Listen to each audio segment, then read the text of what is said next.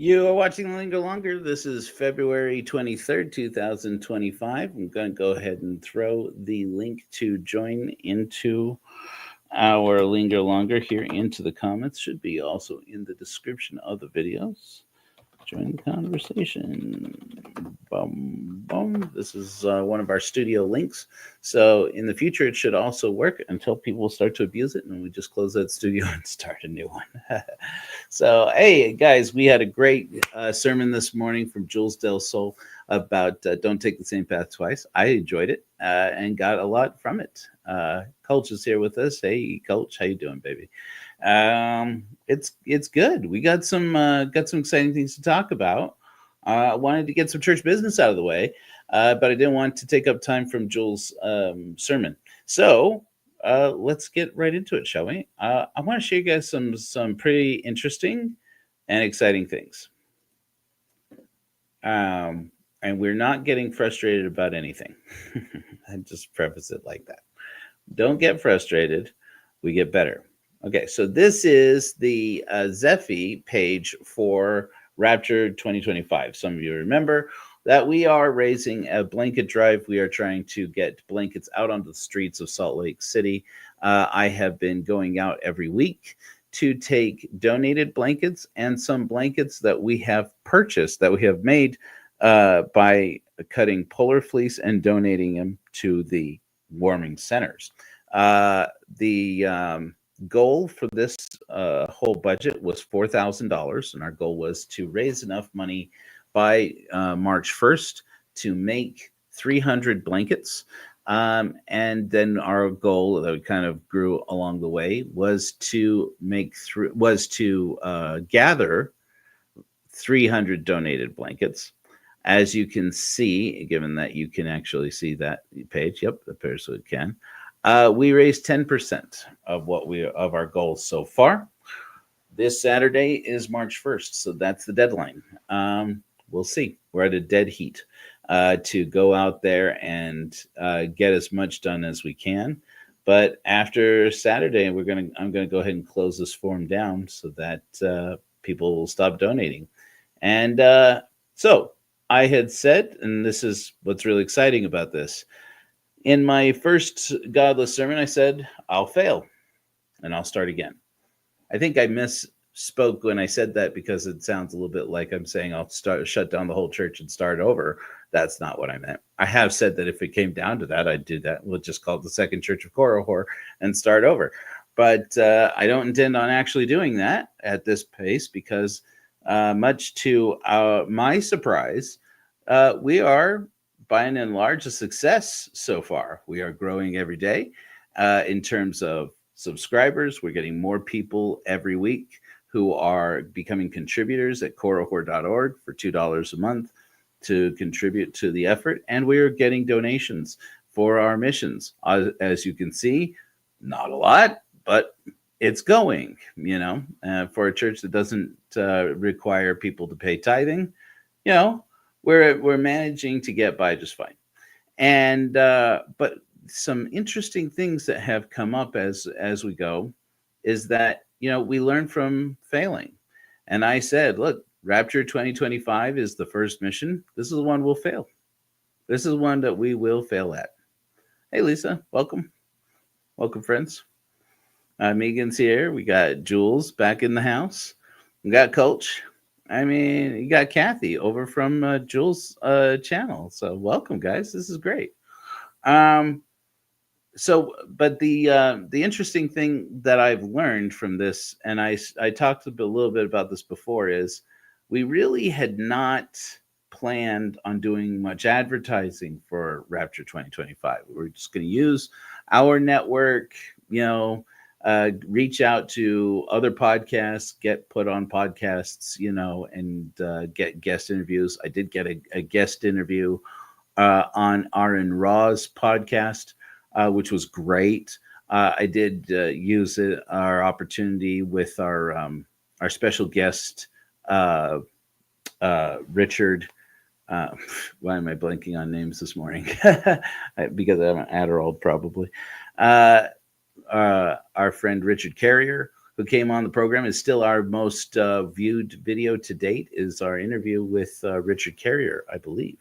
I'll be able to show you for sure here in a minute because I'm going to show you guys some statistics.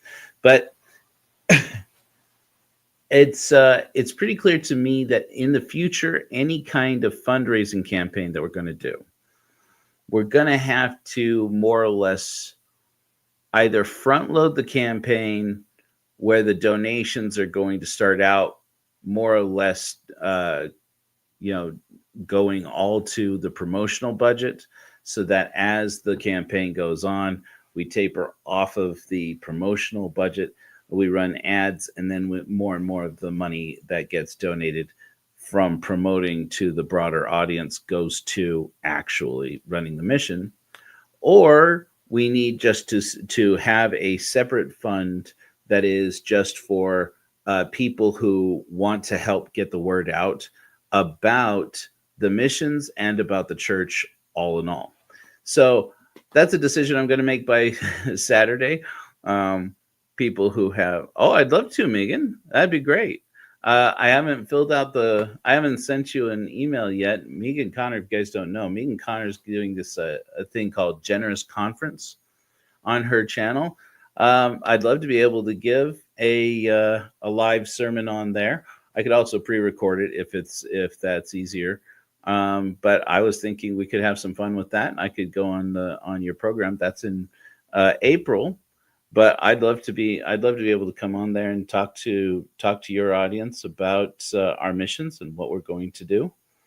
But yeah, so some interesting things. I want to talk about some new missions that we're going to start in March with the closure of Rapture 2025. I'm going to be focusing very heavily on this new concept, this new idea I'm really excited about. So I'm going to go ahead and remove this guy, stop that, and I'm going to share with you I'm going to show you guys some YouTube stats. Ready? This is secret. This is extra secret. Don't be telling other people out there on the internet. But we're gonna open the kimono a little bit here. I'm gonna show you guys some cool things. Okay, so this is the details for this broadcast, but no. Okay, so this is, you guys see this okay? Okay, so this is our this is our behind the scenes YouTube studio. And you guys get to see the super secret stuff. Yeah, it's really exciting. Yeah, here are all of our sermons. And then over here's our videos.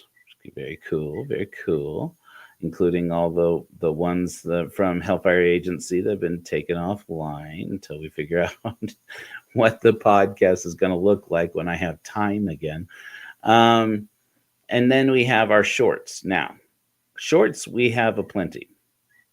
Some take off naturally in terms of views, like this one, charity artist, unhoused. Basically, I had put up my painting Crow in an auction to see how much money we could raise to make blankets. I got not a single bid. So learned a lesson there. Definitely going to have to build an audience of people who bid on art and are interested in having original art if we're going to do that. So, lesson learned. Like, once again, we learn by failing. Just posting it, creating it and posting it is not going to do it, especially with a small audience, which we do have a smaller audience. But anyways, I thought it was interesting to look at that. Of all of our shorts, I think that is the one that got the most views. The one so far that has the most views is Mormon's Gonna Morm, which is like the weirdest thing. It's so strange to me that is the one that has like the most views. I think it maybe just because it's so short. I don't know. Anyways, YouTube shorts are weird. But you're going to notice that two of the shorts that have the most views, that have more views, and it's not a huge amount, but that's okay because these are very targeted audience views. You have Fridanka, which is the godless hymn we closed with today. And you have First Book and Last, which I think probably is Jenny Gage's favorite.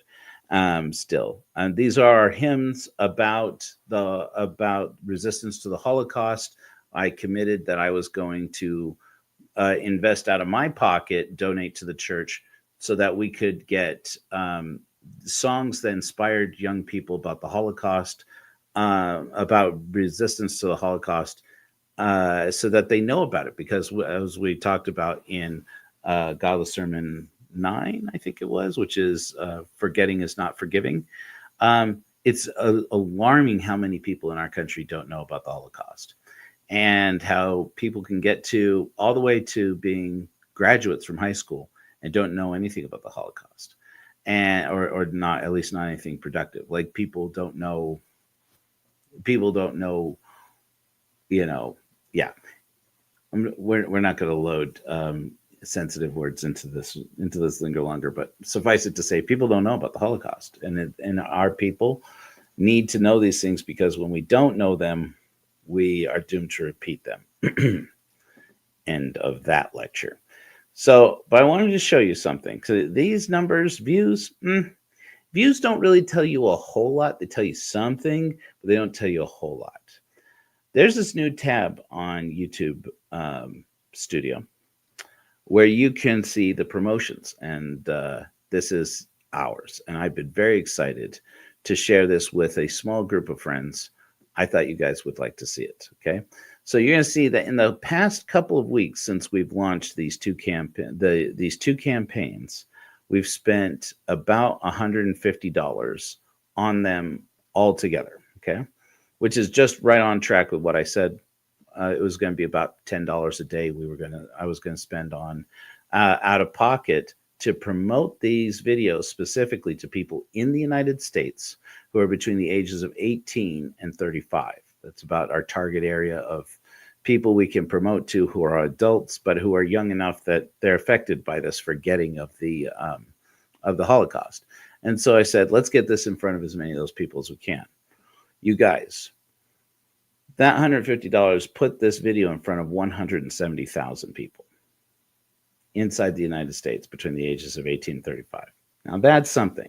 That's something. Now, as I've said before, it costs about roughly a dime per person, per individual, to promote on YouTube to get a video in front of somebody who is a targeted, I should use a different word. A core market person. Like if you're, it's great to promote to people in, Argentina. Great. We definitely love our people in Argentina, but we don't have presence in Argentina. So, there's no sense in promoting there. We got to promote in the United States, where the Church of Korahor is a recognized entity. So that's what, so we're looking to promote to our core audiences here. In that time period, the past couple of weeks, we've got about 1,000 views between these two. Now, that's not a lot of views, but it's important to mention again.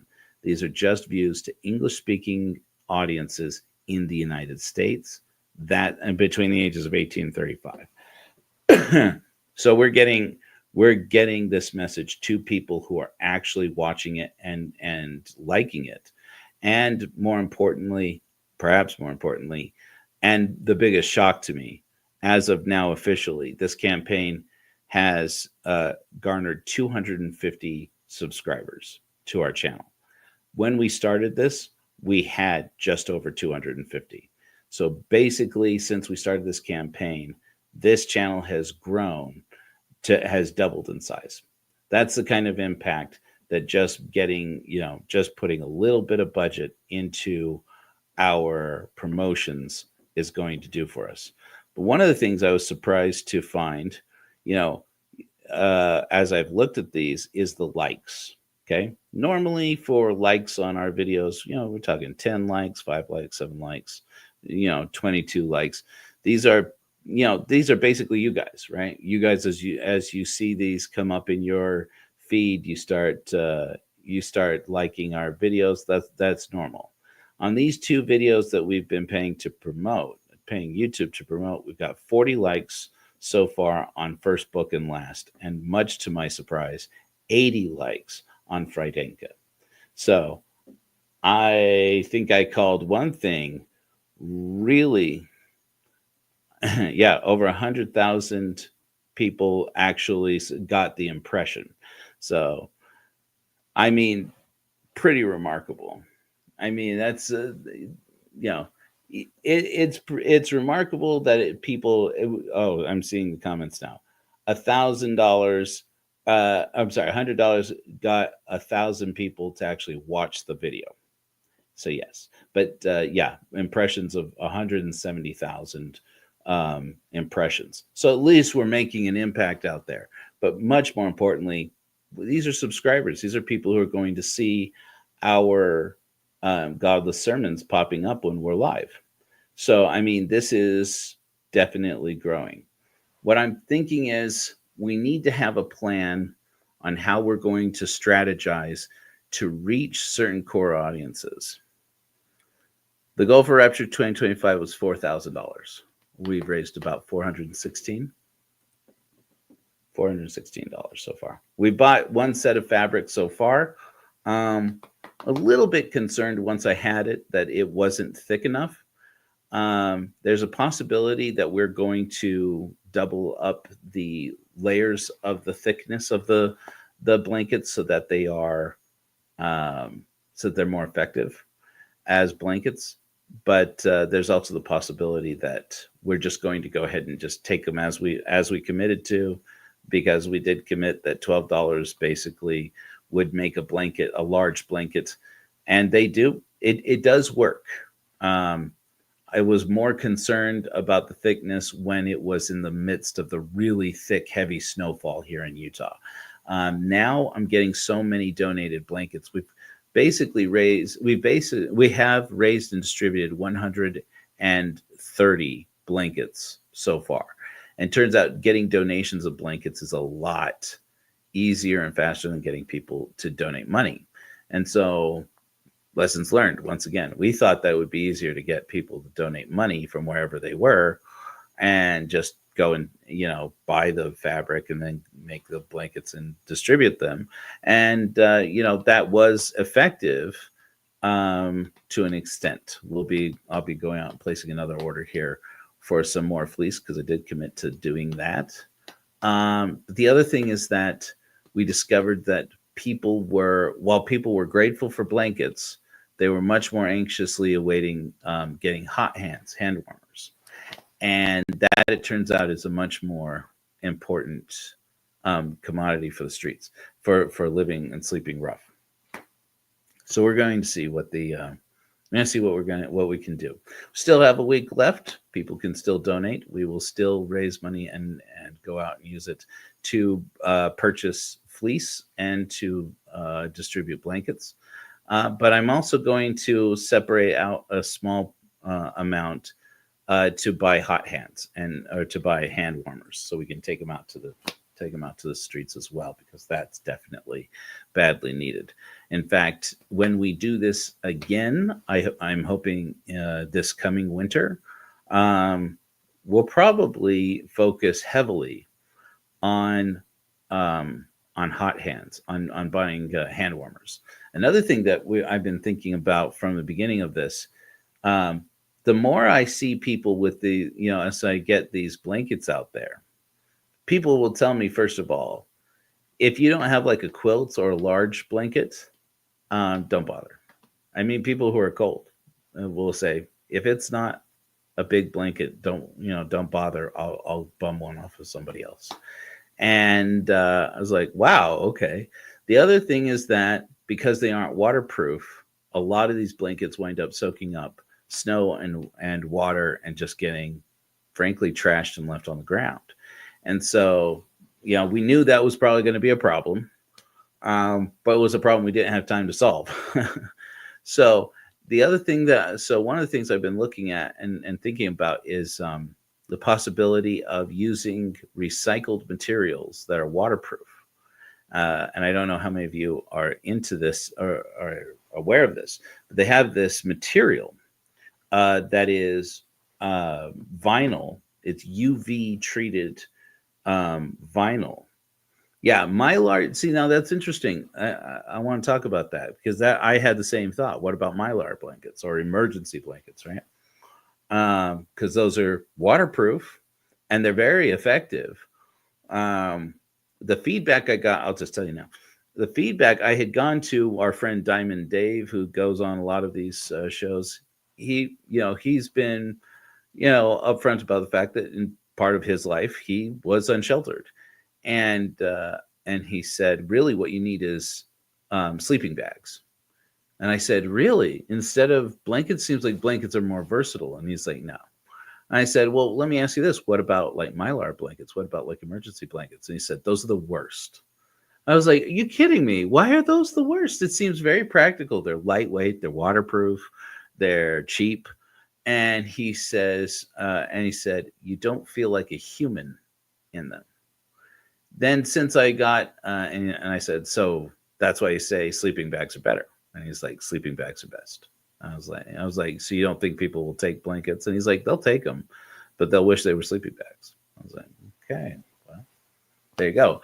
Out on the actual streets. Yeah. So out on the actual streets, the thing that I have found though with sleeping bags is that they get soaked, not just with water. The few times that I have seen sleeping bags out on the streets, people have asked me, do you wash blankets? And I was like, we wash the ones we hand out. And they're like, but do you have like a center where we can like go and bring sleeping bags and blankets and have them washed because they're soaked with human waste? Uh, that happens. And so and I would be like, well, we don't really have facilities to be doing that. I'd love to be able to just take you over to a laundromat and like, you know, pay to wash your, and then they're just they're totally turned off. No thanks. That's enough. That's fine. And so I'm like looking at this. I'm like, this is a real shit show, you guys. We've got a real problem here. But I've been thinking about this. I was talking to my partner, Winter, about this, who said there's got to be a way that we can treat the fleece so that it's waterproof. I'm like, yeah, don't they have like a wax you can spray on it that makes it waterproof on fabric or something like that? Or maybe like a plastic. Maybe we can find like some kind of plastic to adhere to one side of it. I really wish the Mylar was better. I mean, and I did get one person ask me while I was out there. They said, do you have any of those emergency blankets? Those are great. And I was like, okay, see, now I've heard otherwise that people don't like them. And he said, probably most people don't like them, but I do. He's like, this is a guy on a bicycle. It's another thing I learned doing this. A lot of unsheltered people are on bicycles and have carts. And that's like one of the biggest things is people carrying things on carts, and the security problems with people stealing carts. They say you go into the bathroom for 2 seconds somewhere. There's a public bathroom. You come back out, your car is gone. And they're like, and people don't realize you start over. This is a life and death situation. I had one guy tell me, a lot of people out there on the streets here in Salt Lake, a lot of them have pets, especially dogs, especially older dogs. And they get like, yeah. See, now there's a lot of different materials actually, yeah, that we can recycle. Those plastic, those chip bags. I think that the material that they use, the ones that have like the foily, sheen on the inside, which is pretty much all chip bags, right? Those, they say that people like bond them to blankets, like iron them onto blankets, as like almost like as a replacement for batting or something, basically to make a blanket more reflective of heat. And so there's like a lot of these drives out there will gather those blankets. So yeah. So yeah. So I mean, the emergency blankets thing is a good idea, I think. I mean, we did get some feedback one way. But okay, so here's the other idea I had. Actually, I think Winter had this idea, and I just kind of stole it. They sell recycled billboards that are treated with UV, treated for UV protection because they're billboards. Now, on one side, they will have ads. They will have the ad from the you know it's a billboard, and so what? But most of them, most of the time, on the opposite side, it's just a plain color. It's just plain white. And I was thinking, we could make ponchos. Most of the people out there, that I give these blankets to, they wear them like ponchos anyway. They just say, throw it over the top of my head. Some of them I'll wrap them up in it, but most of them they'll turn around and say, just throw it over my head. And so you throw it over their head and over their pack. And I'm like, they're basically wearing it like a poncho. And a poncho would be so much better, especially at like Velcro or something, that you could wrap it up tight and then Velcro it down somehow or seal it. And then if it were waterproof like that, we could make ponchos that somebody could actually like wrap up tight in, and with a hood, pull it down, on top of them, and actually seal out the elements by keeping warm. I don't know. I just think that it would be such a more useful thing, because basically what you have then is a tent you could hunker down in, and the you would have a tent that protects you from the elements, but that they can't take away. Tents are out there in Salt Lake, but not for long. From my understanding, if you have a tent out on the street in Salt Lake City, at least, you just painted a big target on yourself for abatement, for the police and for the abatement companies to come and hire other unsheltered people to come and cut up your tent and steal it, basically. And they'll just come along with a knife, and they rip up that tent right all the way around you, with people standing there screaming and terrified. The police will go up there with knives, rip up the tent all the way around you. People get upset, angry. They can get arrested, and then they take those tents and they take them straight over to the dump and they set them on fire. I mean, but because they can do it. If it's tents if you are unauthorized camping, basically, they can do whatever they want to those materials. As far as I know, they can't legally do it to something you're wearing. And so that's why I've been thinking maybe what we need is ponchos. We need ponchos that people can be wearing. If somebody attacks them and takes their poncho, they're cutting clothes off of them. Then maybe we have a case to take the police departments to court.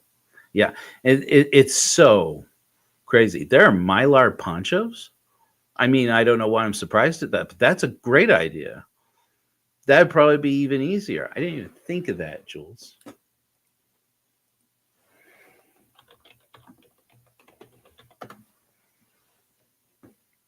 Once again, Jules does sell as right as rain. Look at that. You can get 4 Mylar ponchos for $20 on Amazon. Jules.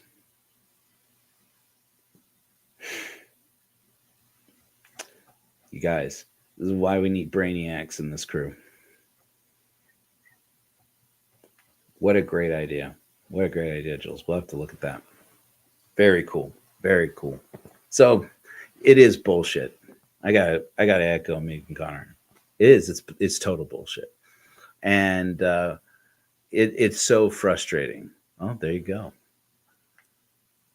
Maybe this is a way to go, man. Maybe I'll buy some of these and we'll take them out to the streets and see if people take them.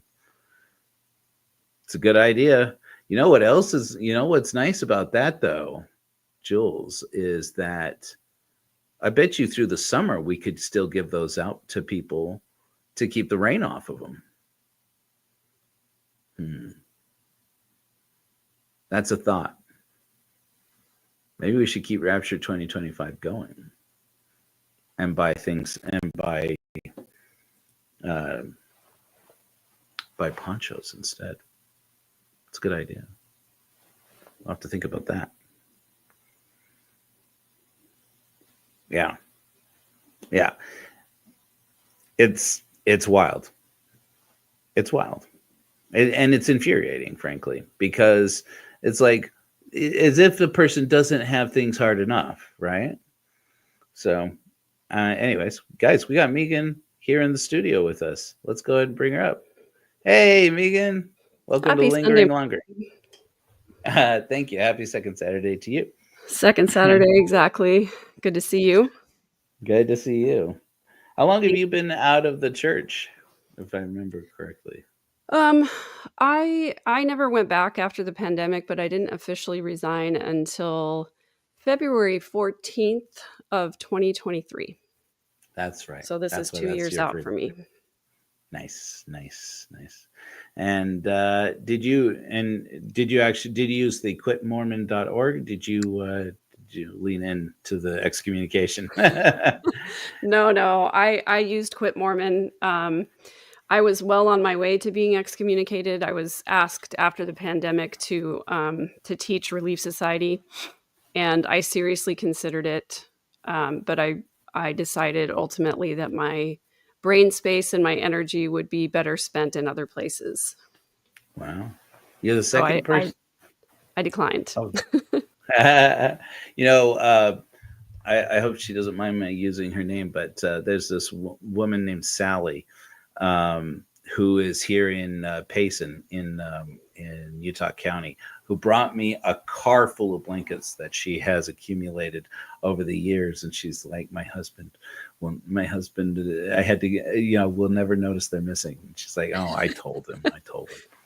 But she's like, we had this room that was just full of blankets, and I said, these are all going to the unsheltered. And it's like, okay. And so yeah, but she showed up, and she's like, I'm so much happier on the dark side. And I'm like, is that what we are now? I'm like, yeah, okay. She's I like, mean, I guess they would consider it the dark side, but who gives a crap what they think?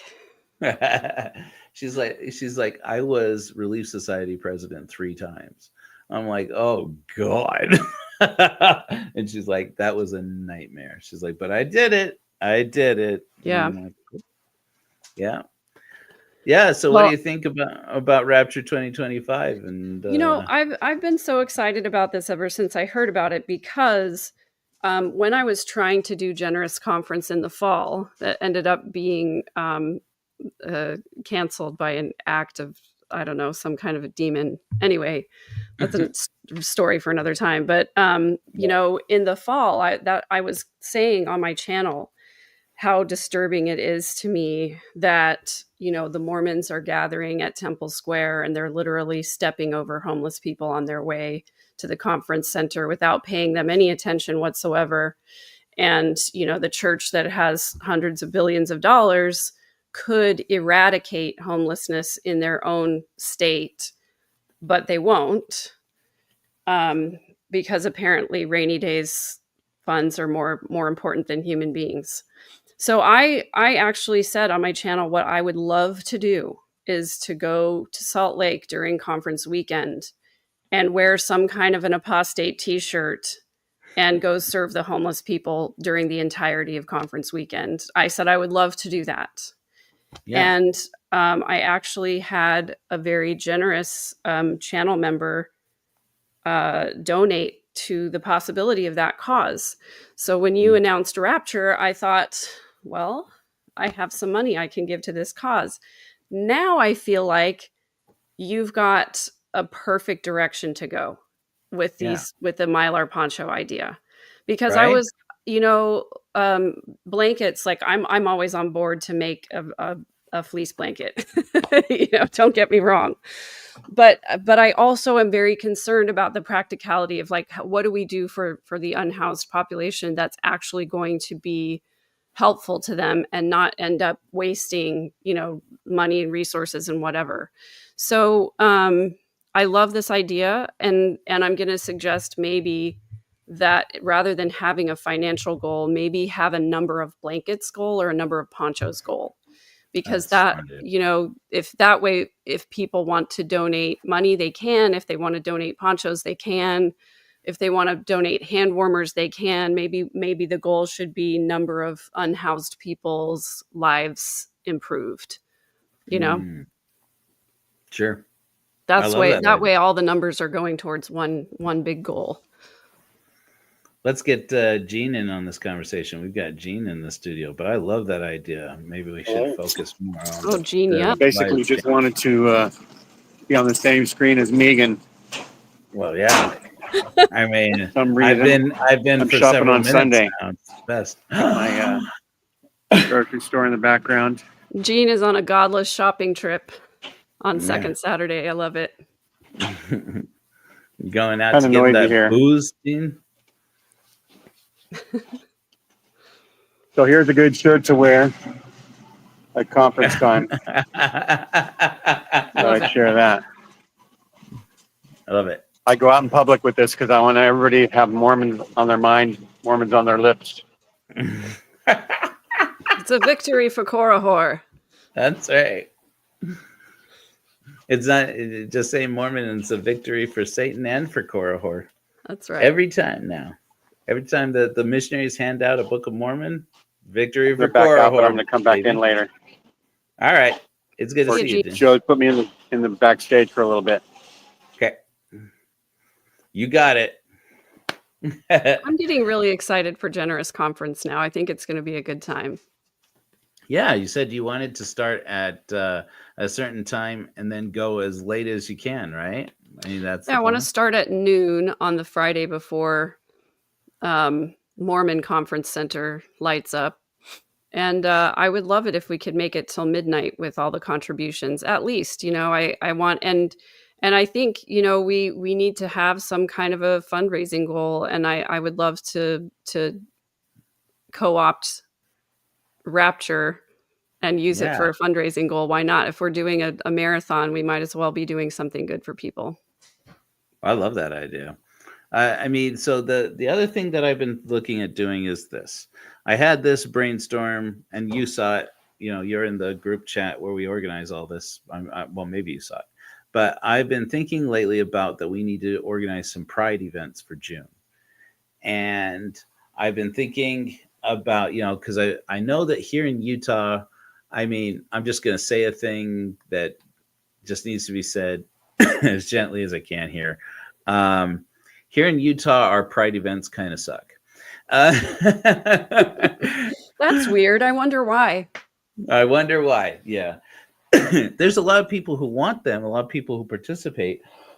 But our Utah advocacy group, our largest advocacy group, coordinates too much with the church, frankly, with the Mormon church, I should say. And so every year since 2023, we've had, at least in the fall, we've had these events called Riot Pride. And they rent out a private venue so that they can actually have people in drag. Because, if you have people in drag, it's now a drag show, which is grooming. And it's like, right? I have so many thoughts about that. It makes me angry. Right. So, my boy who is trans, he was, I think, 12 when they started Riot Pride. And my sister, Nikki, who people know, was there at Riot Pride, had rented a booth at Riot Pride. And where her company, Our Family Designs, they sell drag king and drag queen themed merchandise on behalf of the kings and queens. And so that's how she kind of became a known commodity in that group, aside from the fact that she's a rainbow mom. But anyways, I went to look at it, and basically to get a booth at one of the Pride events, the main Pride events, is like $350, which for a lot of vendors kind of shuts them out, right? And at Riot Pride, I think it was like $300. It was like a little bit less, but it was like, to rent a booth at a Pride event so that you could sell merchandise. And I'm like, why, but they have to, but these advocacy groups, these events are like the only way they raise money to run all year. The Church of Korihor is running on its own steam either way. So I'm Yeah. like looking at this and I'm like, why do we need to charge for booths at all? Really the point is, get as many people out here, get a venue put together, get as many people here as possible, and show everybody as frequently as possible, hey, you can donate not just to support more events like this, but help us to shelter the unsheltered. And then we just use it as an opportunity to raise money for the purchase of church buildings that we can repurpose as shelters, libraries, training centers, services for our unsheltered community to actually make a significant impact on improving their lives. So I don't know. It's a thought here. Yeah. Jules is saying that in the 505, which is New Mexico, I'm learning, Albuquerque, Pride is big. It's big here. It's just also a big fucking mess. Yeah, I mean, whenever you've got the theocracy putting things together, it's going to be influenced in that way, and to me, it sort of defeats the purpose of Pride if there's going to be all kinds of rules around it that are manufactured by the very institution that is causing the problem in the first place. So I also just have a question. The last time I checked, whenever I see a group of hetero people walking down the street in their gender appropriate clothing, I don't consider it a hetero show. So I'm confused about why we need to label. Anyway, that's a rabbit hole for another time. Yeah. Why, when you think about it that way, we wear heteronormative clothes. Isn't that grooming people for becoming breeders? I mean, absolutely. Isn't that the idea? In fact, I would argue that hetero people do more to groom their children to become hetero than anybody else grooms their children for anything. Right. I mean, basically they call them. Basically, it's just branding is the main issue. They just call it. They call it raising them right or disciplining them. We got Dean back here. The other reason that it makes me frame it that way is because of the recent policy that the MFMC released about displays of affection during church services. Where they've said, it's not appropriate to display affection. I'm like, well, okay, so if I happen to be dating a woman and I bring her to church with me, I can't put my arm around her. I can't hold her hand as we walk into the chapel.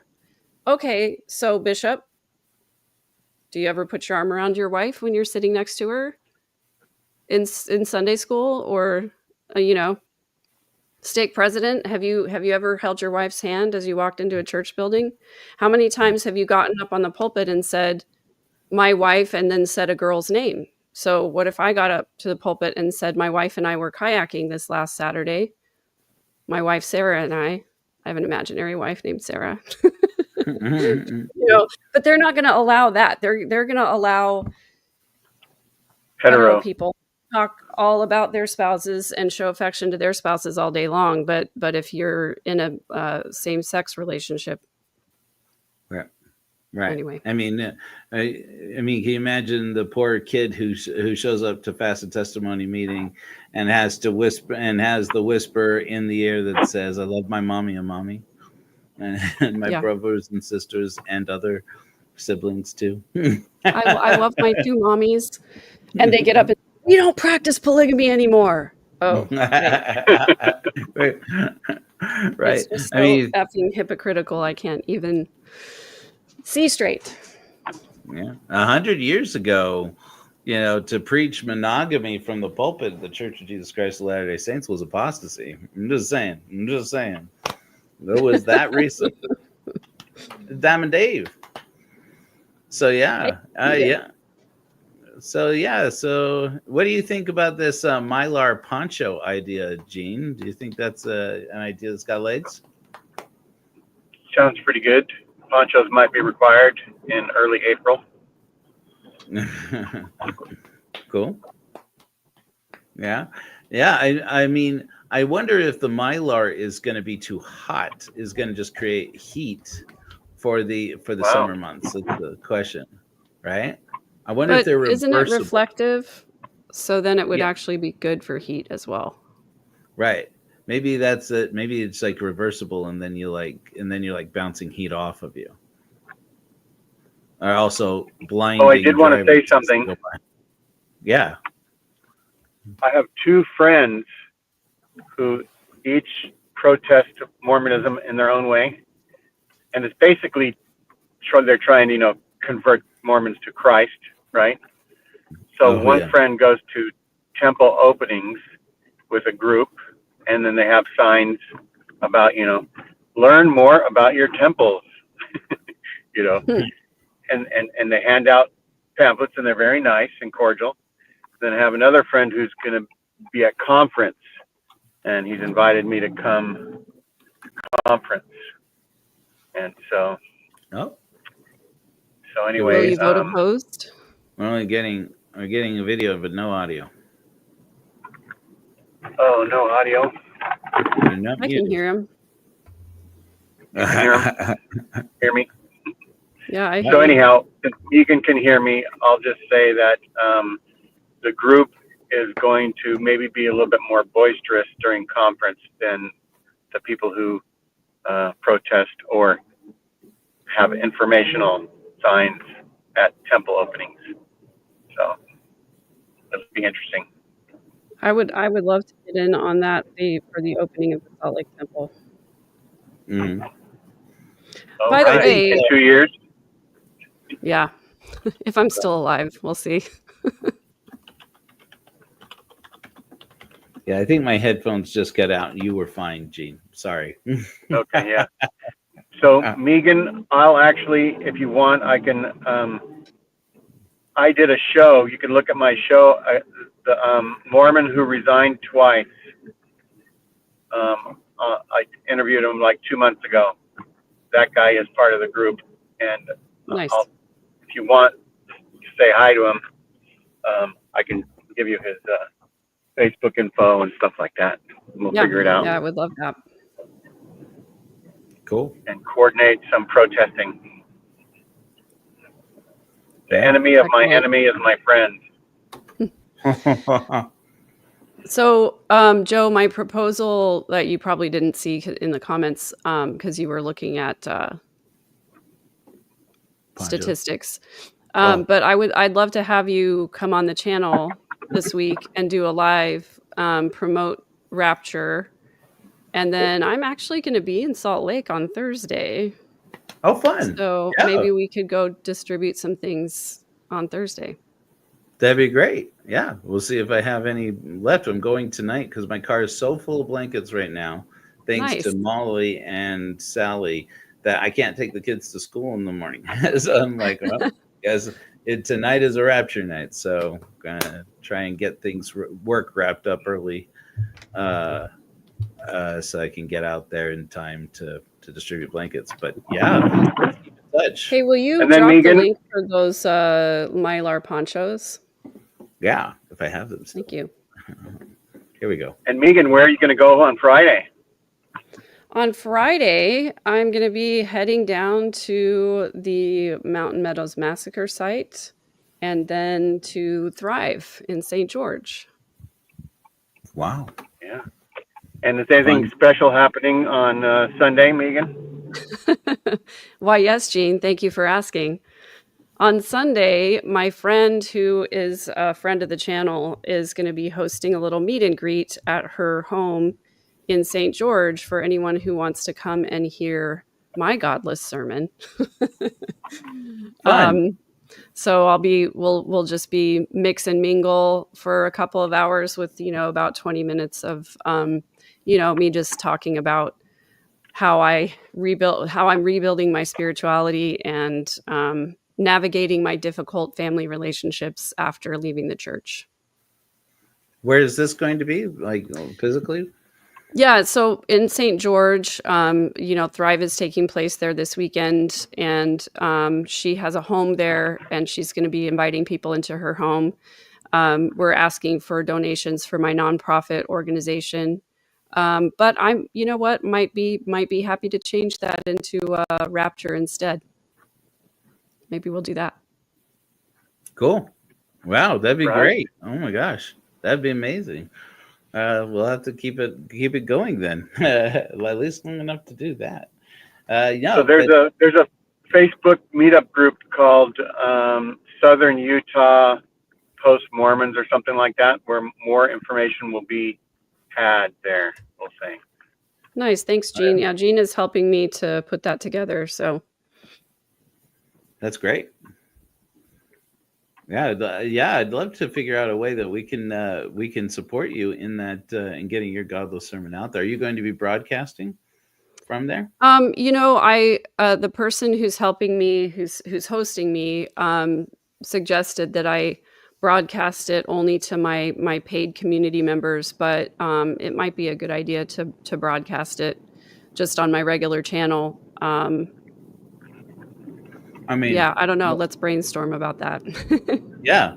I mean, but yeah, maybe we'll just promote for people to go and join your channel so that they can get a chance to see that and other events, because you guys Megan has a Kajabi group that she does where she shares all of her work, and I've been looking at getting into it, and I just never seem to find the time to actually stop and research it. Yeah. Yeah, I hear you. Yeah, I just found that Kajabi was the platform that takes the least money away from the creator and doesn't charge the ridiculous Apple iOS fees that Patreon does. So that's where I ended up landing. And I post a lot of my, when I do an episode, I do a ton of research, and I post a lot of my behind the scenes research on there that doesn't make it into the show. I also post stupid things like me practicing the piano and cooking dinner and stuff like that while we talk about whatever we talk about. So That's fun. It's cool stuff, man. yeah, it's a fun little behind the scenes kind of a place. I feel a little more, I guess I should say less guarded back there behind a paywall. So Right. Yeah, I mean, it's so difficult to manage here on YouTube. Like, what exactly is going to get copyright strikes? What's going to get get you prioritized and get you kicked out of the algorithm or whatever. right. Yeah, totally. So it's nice to be able to have a place to kind of let loose. That's what I use Vimeo for. But yeah, I've used that for a while. Yeah. Well, friends, this has been fun. I do have to get some work done so I can go distribute blankets, but it's great to see you guys. Jean, thanks for coming up. And Megan, let's coordinate. Let's definitely do an episode sometime this week when you got time. Yeah, if you're free on Wednesday night, that'd be great. If not, let's come up with a different plan.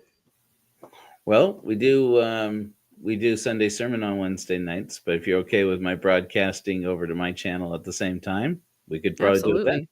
Yeah, absolutely. All right, let's plan on that. That sounds Yay. like a good idea. I love it when time. a band comes together. I want to thank everybody for joining us for a sermon this week, and thank you, Megan, for jumping in and participating. Of course. Longer. Hey guys, let's have ourselves a little closing hymn, because we just can't get enough of it. And then I will see you guys on Wednesday. We are planning to start some new events called Paint Luck, but I don't know what I'm going to do for that yet. But I think it could be a fun little way for us to have some let loose with some creativity, kind of express ourselves, do a little less work, do a little more fun, and something kind of ritualistic. Changes coming to the website soon. I've been working my butt off, so I haven't had a whole lot to show. But tonight we're going to get back on track. So thanks, guys, for being here. Let's go ahead and do. O Korihor, because it's been a while, and it's our first one. Theme song of the Church of Korihor.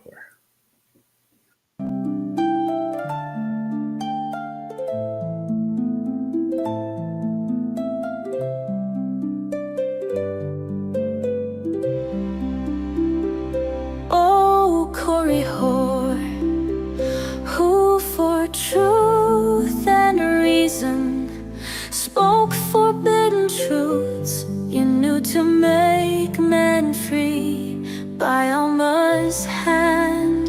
Unholy maleficium stole your voice for Nephite tyranny. Ignite my mind from dark hypocrisy. Start to be free. He died for me. Ignite my mind. All dogma be consumed. O Korihor, I'll speak for you. Contrary to law, they bound you for thinking, but without a word, they all debates forfeit.